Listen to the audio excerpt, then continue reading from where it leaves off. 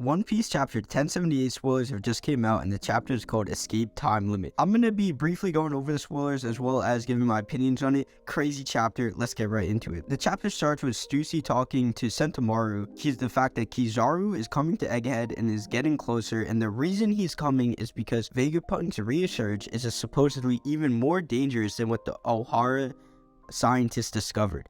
Huge intel. We can assume this based off what's been shown already with the ancient technology, and it's just Vegapunk knowing more than Ohara. That makes a lot of sense. Egghead being more heavily defended than Ohara also just makes sense, right, due to the nature of Vegapunk, or the Vegapunks if you will, and that this is going to be a more over-the-top Buster Call than the Ohara one. That's huge. That means it's going to be a crazy assault with a bunch of different admirals and vice admirals and characters we haven't seen in a long time come to Egghead, as well as we have legacy characters there already like Lucci. And with the entire Straw Hats there, this is going to be a crazy battle. I'm super excited for when they finally get there. I wonder if Oda is going to have it though that the main cast escape before the rest of the Marines get there, because realistically I don't see how this battle is going to take place. Maybe it'll be really short, like as the Straw Hats are getting away, a light fight with Kizaru. That would be really cool. Moving forward though, Franky's group has been paralyzed by S-Snake, and I think we saw this at the end of the last chapter. It's kind of like Franky's group seems to just be getting stalled out. I don't think Oda really has major plans for Franky, which is very disappointing, but you got to understand how many moving parts are going on at this part of the story in particular. Kind of wish Franky got more time to shine as opposed to this stalemate battle with S-Snake, but it is what it is. A huge piece of information in this chapter that I think a lot of people are gonna downplay, but you cannot, is the fact that Robin has asked Atlas to lead her to this abandoned lab that has been sealed off for a long time. Now with Robin, she's often used to discover new information and push the story and push the lore. I wonder how important this is going to be, as well as a small little side note, Chopper is going to be there with her. I don't know how much Chopper is going to contribute to what's going on here besides comical reactions, but it's going to be pretty interesting. Many times, right, we saw this with Robin and Law when they went to the lower part of Wano. It's used as a form to dump lore, and I think it's going to be just that. And honestly, I'm not complaining, and I don't think anyone else is complaining for another lore dump. Sanji's group seems to be in a similar situation as Franky. Sanji, Nami, and Brook, they seem to just have a stalemate battle against S-Shark. Hopefully that battle has a conclusive end and Sanji just absolutely styles on S-Shark.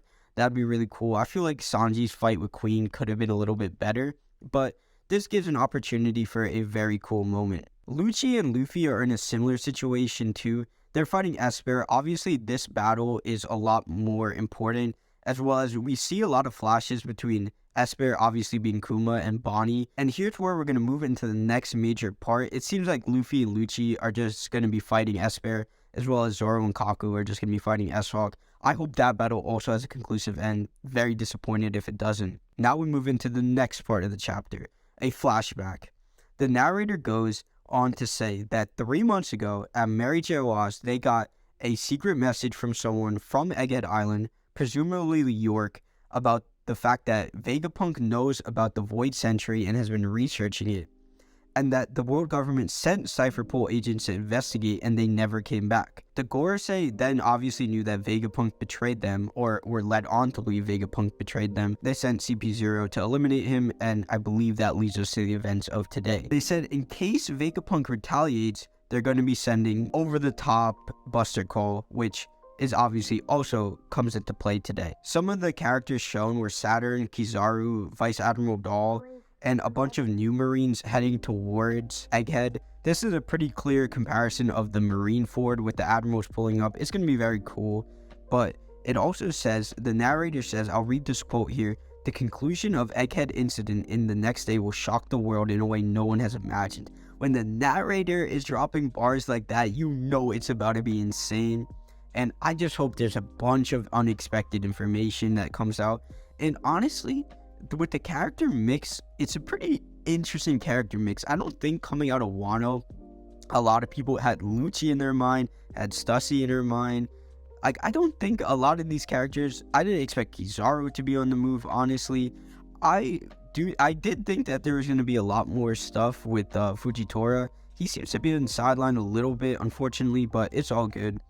Now, obviously, as I was saying earlier, and as many people predicted, York is the traitor. When it is full on revealed that York is the traitor, she is there with Stella. York wants to be a Tenryubito, which is a pretty interesting motivation, kind of random. It's hard to keep up with the full personalities of the Vegapunks, and with them being so important to what's going on in Egghead, they're not as one-dimensional as they may seem, even though they all represent a specific emotion and motivation. But nonetheless, that's a pretty interesting mode. Like, it seems like Oda is not sure how to wrap in all the Vegapunks to make them all relevant. I'm assuming a few of them, much like the Pains in Naruto, are going to be a little bit more like filler. With that being the end of the chapter, there's so much to unpack. I feel like whenever the narrator hops into the discussion, everyone is just like, okay, it's about to be real. Like, we're about to get some real moving parts. Let me know what you guys think about the chapter. What are your opinions? And most of all, give me your predictions. Where do you think the story goes from here? Isn't it crazy? It seems like Law vs. Blackbeard seems like it'd be the most interesting thing to happen in One Piece for the next year and a half. And here we are. Egghead has been banging. Let me know what you think down below, and I'll see you guys in the next one.